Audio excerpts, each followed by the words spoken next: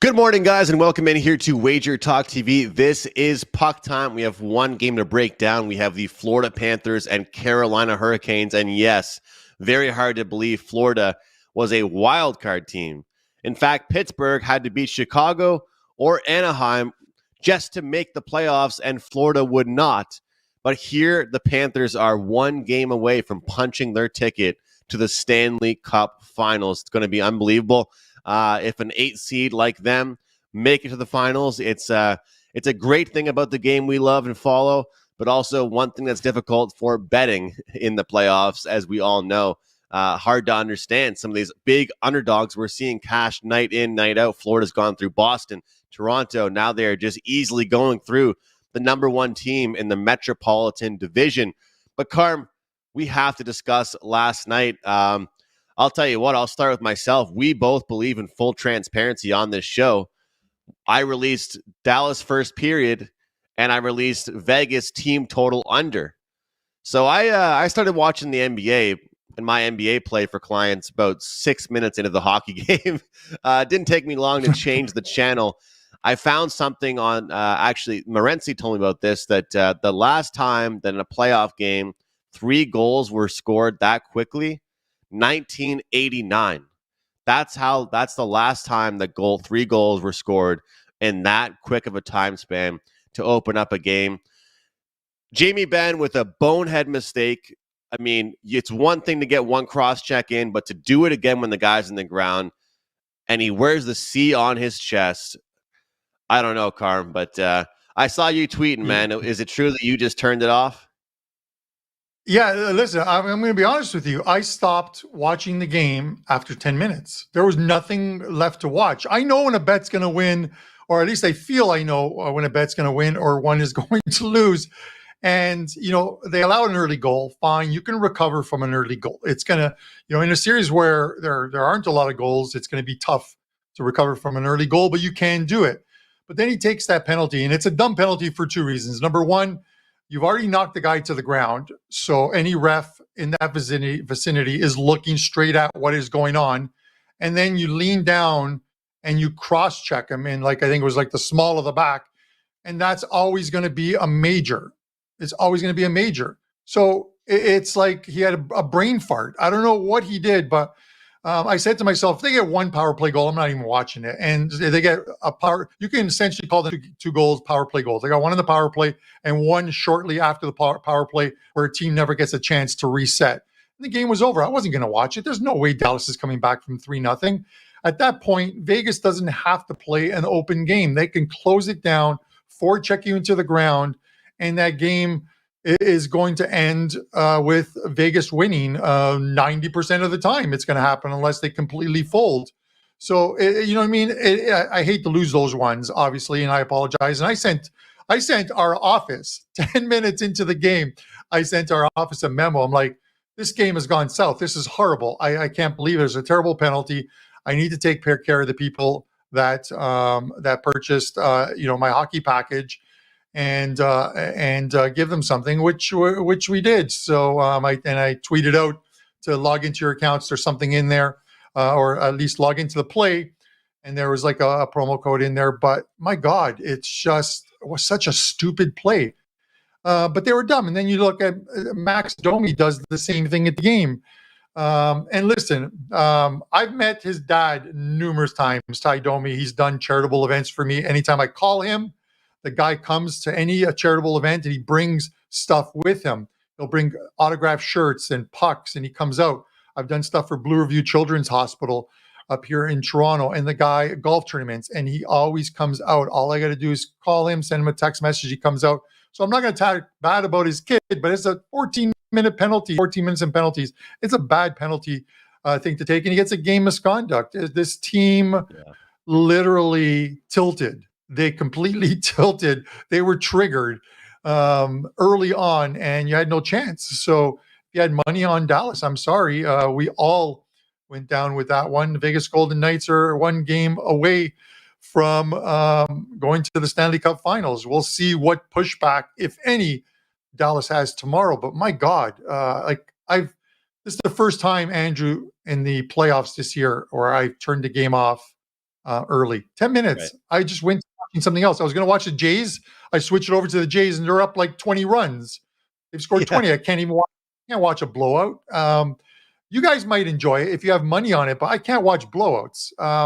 Maybe there is something what's chemically wrong with me, Andrew, that I need to watch close games and nail biters, especially when I have money on them. It's just there's just more joy to it, even though sometimes you end up losing those nail biters. But my God, what a it's probably the worst. Well, it's definitely the worst game of the series.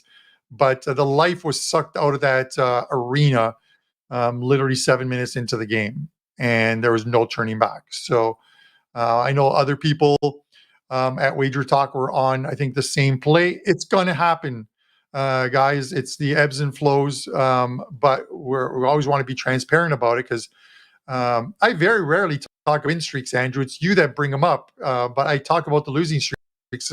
That's the better part of the transparency, is not talking about when you're winning, but discussing when you're losing, because we're all human in that sense. So, with that said, let's see what happens tonight in Florida, but we could see our first series or our first team into the Cup tonight confirmed. We'll see.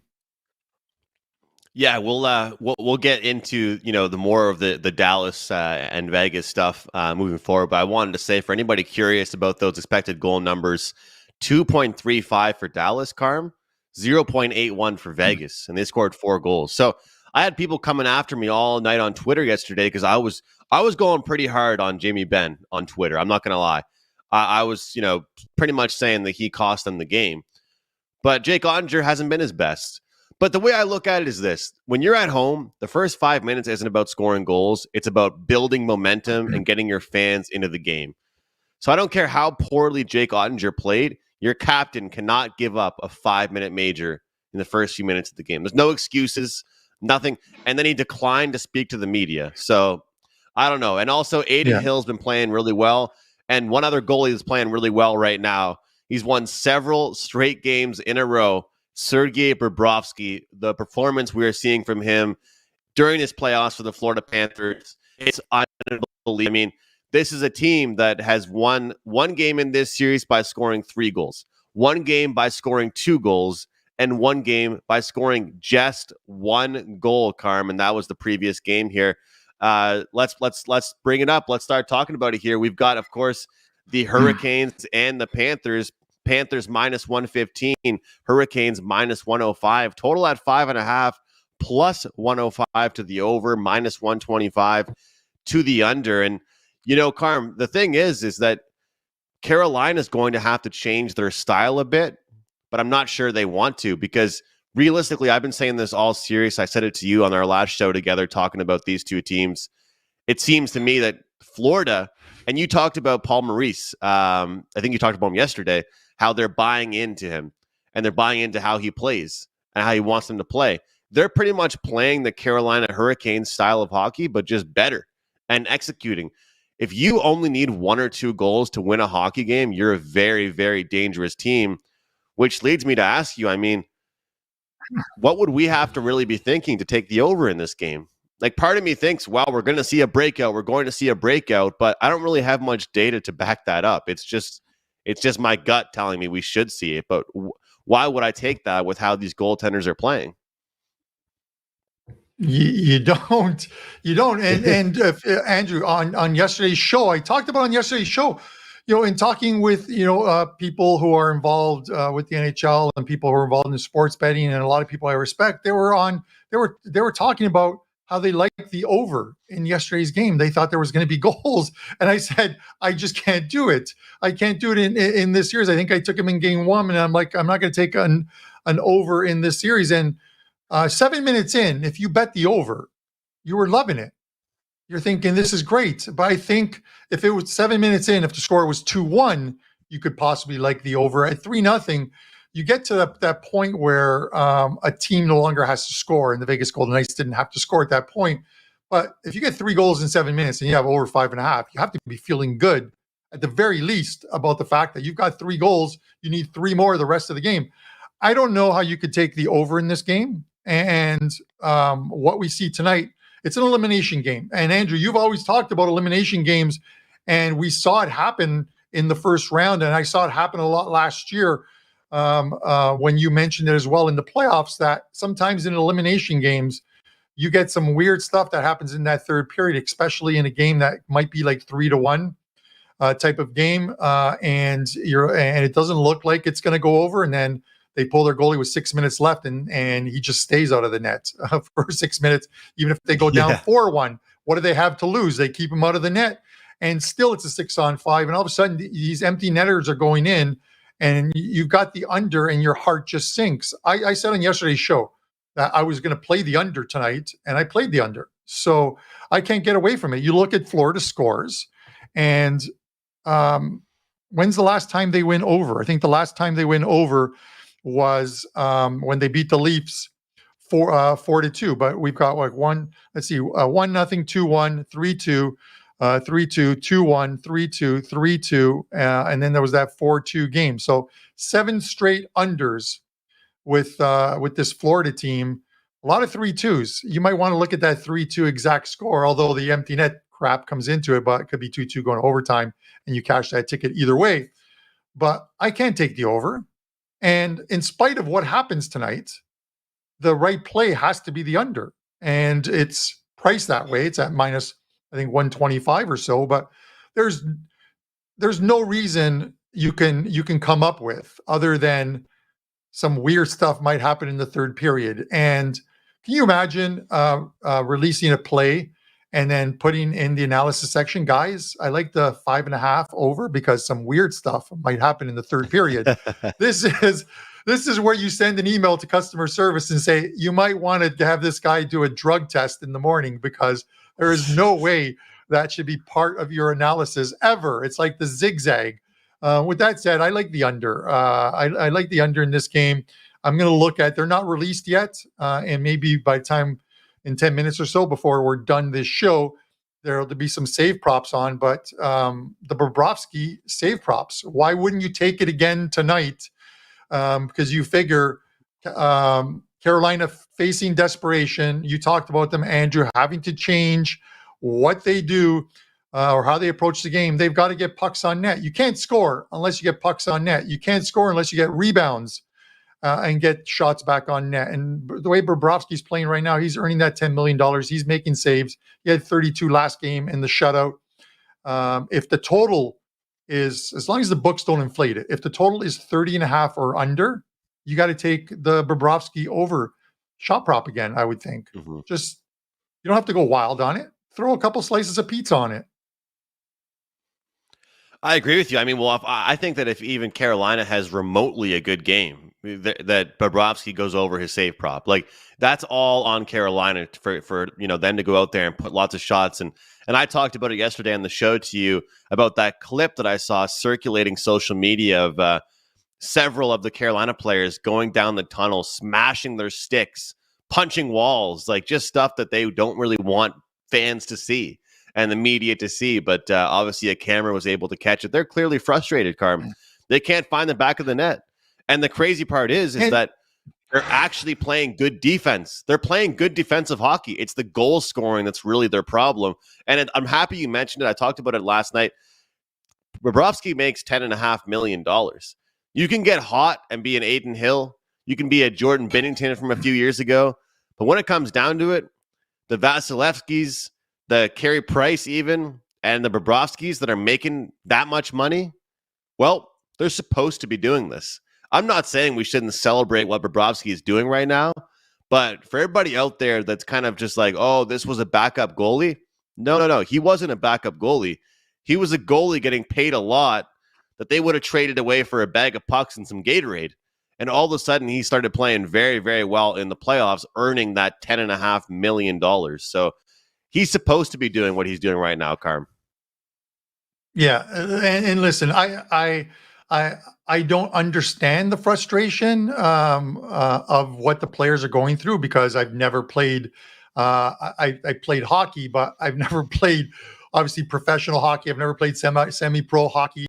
I wouldn't even play bar league hockey, but I think in bar league I wouldn't even get that frustrated with it. But the frustration is there. I get it. They've had a good team year in and year out, and they make it deep. They win to have the number one seed. You get home ice, and you just feel like you get to the conference finals. It's the next step. Let's beat these guys. Let's get into the Stanley Cup. You want to be there as a player. You want to be playing for Lord Stanley, and these guys aren't, and they're frustrated because Florida is frustrating them. They're checking them into the ground. They're giving them nothing. These are guys who are used to being able to instill their will on you, get a goal, get another goal, get up two, and grind you into the ground. And Florida is serving it right to them. They're giving it to them. So I get the frustration. So in that sense, it's the frustration I felt, Andrew, in the 90s as a Buffalo Bills fan, going to the Super Bowl and Scott Norwood go wide right. And then I said, this is the worst feeling in the world. And then I refused to go to the next three Super Bowls, watch them on TV, and watch the Buffalo Bills lose the next three Super Bowls as well.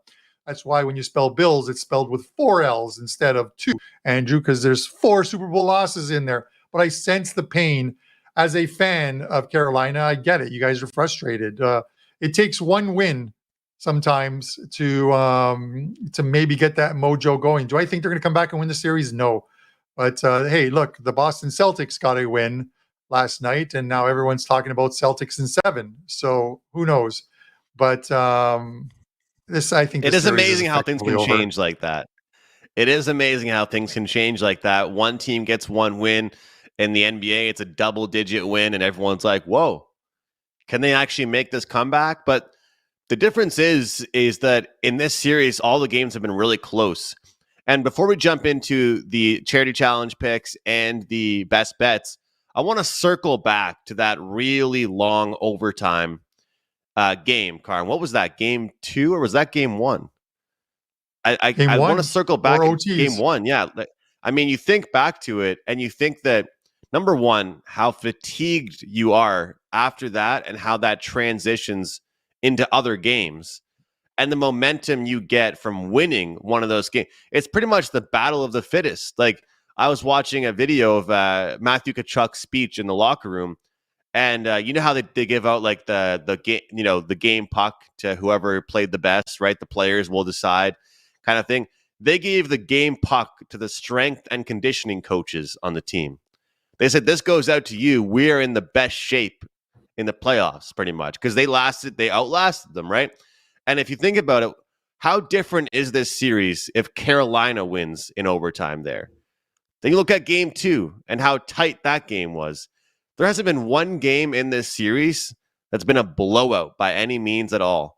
But it also tipped my hat to Florida for winning all these close games, because there's so many different ways to look at it. But the way that series was able to start and kind of the way it is right now, I actually wouldn't be surprised. I kind of have gentleman's sweep written on this series, but it wouldn't shock me if Carolina rattled off 2 wins. It really wouldn't, because it's not like Florida has dominated them, 3 straight games. They have just found a way to win. So, Carm, any thoughts on that? And then we'll get your Charity Challenge pick. Yeah, and you talked about it. Against the Boston Bruins, they had to find a different way of winning games, and they did. They're beating them 4-3. They beat them 7-5, and then beat them 4-3. I think those are the last 3 games to close out that series and the start of their win streak. They won 10 of their last 11 games. The game they lost was 2-1, so they weren't blown out in the game they lost. They just they lost a 2-1 game to the Leafs after winning 6 straight, and they won 4 straight since. They're playing the same game day in and game in and game out.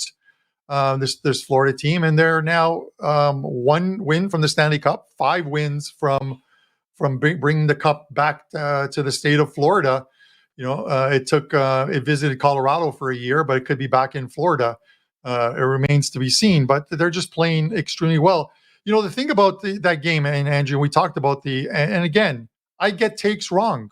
I love when I get them right, but I get them wrong. After that 4 OT game, I thought a good play would have been the over in the next game, because you had guys who had put in defensemen who had put in, almost 60 minutes of play, 58 to 60 minutes of play.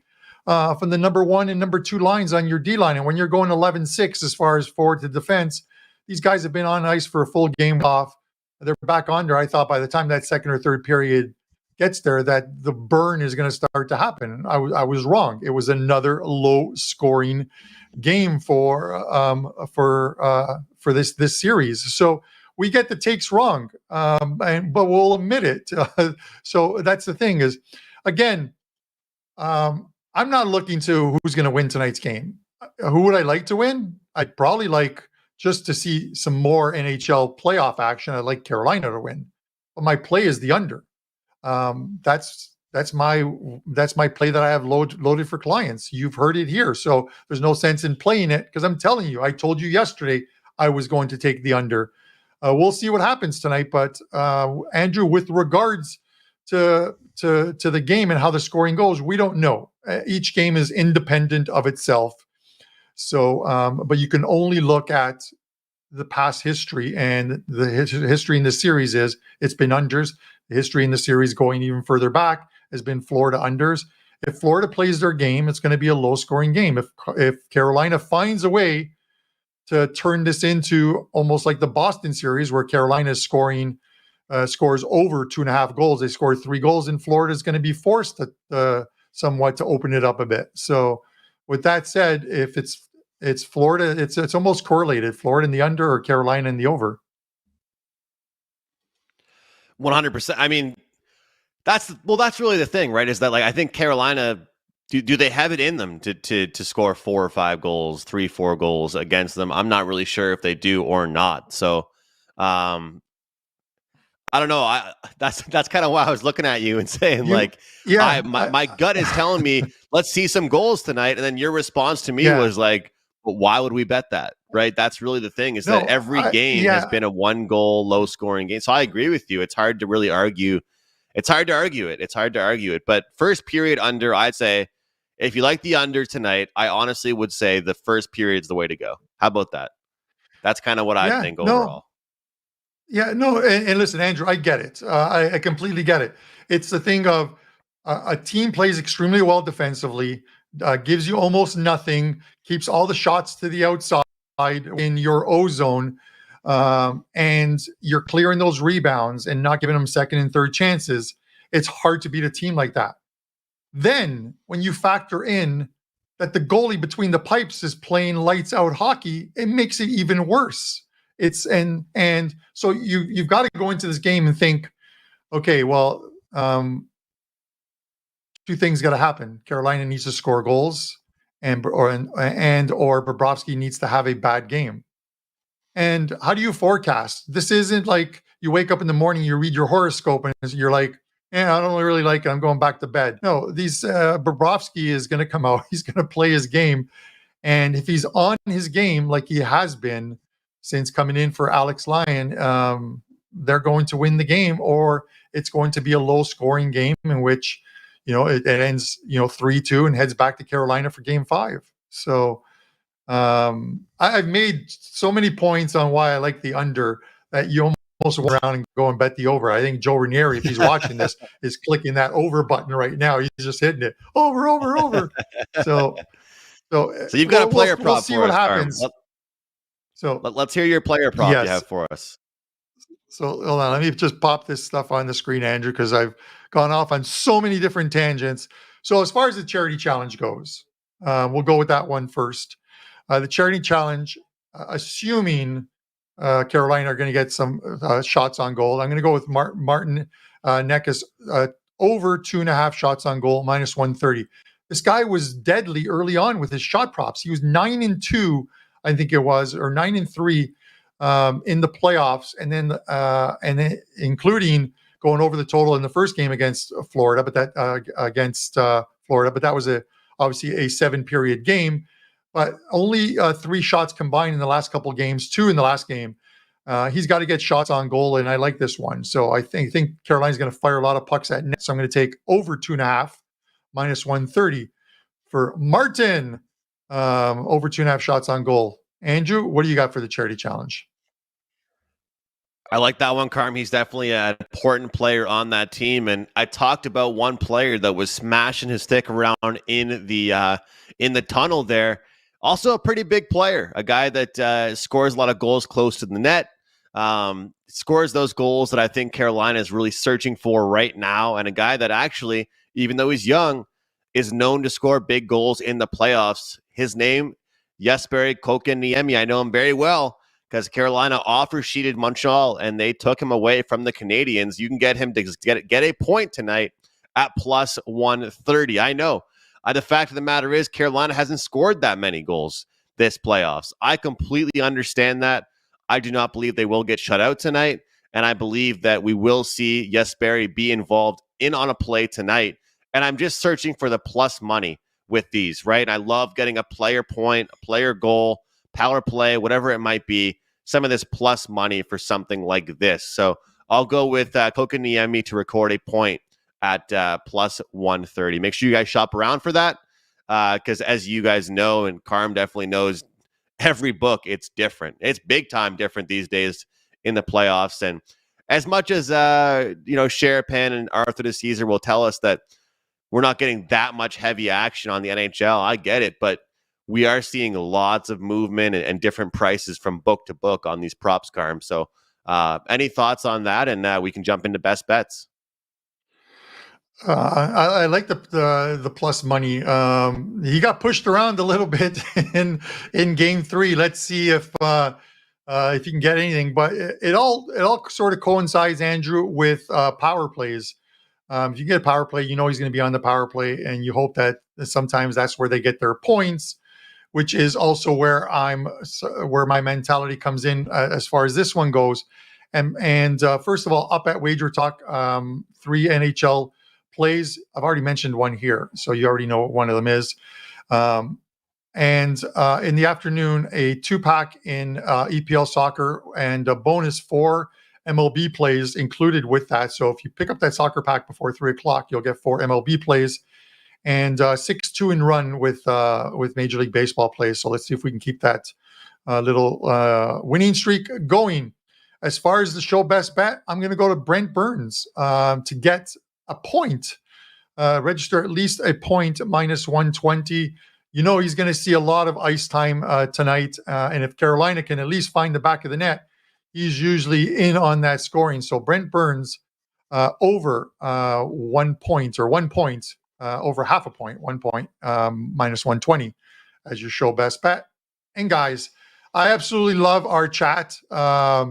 All the good and all the bad. I like looking at the comments. You guys always express yourselves. I talk about the Buffalo Bills losing and being at the game when Scott Norwood sent it wide right. And Devindra, who sells beers at the Vegas Golden Knights game, says, I made money on the Giants. So at least from my pain came someone's pleasure. So I enjoy it. I love it. Yeah, I mean, you love hearing all the chatter and all the different opinions in there, and we got a lot of great cappers in there as well. I love going back and seeing the comments and the live chat as well. Carm looking to bounce back today, man. I had a 2-1 day yesterday in the MLB, a 1-0 day yesterday in NBA, but the NHL is where I fell short. So looking to bounce back in a big way tonight in the NHL. I have lots of props and of course some different plays, but my best bet on the show is going to be the team total under for the Florida Panthers. I mentioned already in 2 or 3 games that they've won in this series, they've gone under 2.5 goals. You get plus money on this, plus 110, and Carolina have to do what they do best and play defensive hockey. As much as I believe they have to change a little bit of their style going into today's game, they are not going to go too far away from what they know and what got them here. That's playing strong defensive hockey in their own end, protecting their goalie and counterattacking. So in 2 or 3 games, the Florida's won in this series. They've gone under 2.5 goals. I believe tonight we'll see Carolina's best defensive performance. I'll take Florida under 2.5 on their team total for my show best bet. Also, guys, I will have some World Hockey plays out for tomorrow and available at WagerTalk.com. I do have one released already to clients. It's now into the elimination round quarterfinals in that tournament. So if anyone interested in that, you can check it out at WagerTalk. Quick recap here on the picks. Carmine has Martin Necas over 2.5 shots on goal. Brent Burns to record a point. I have Kokaniemi to record a point, and Florida team total under the 2.5. Guys, make sure you find both Carmine and myself over at WagerTalk.com. And I will be on Wager Talk today coming up at 12 o'clock Eastern time. Thanks for watching, guys. See you tomorrow.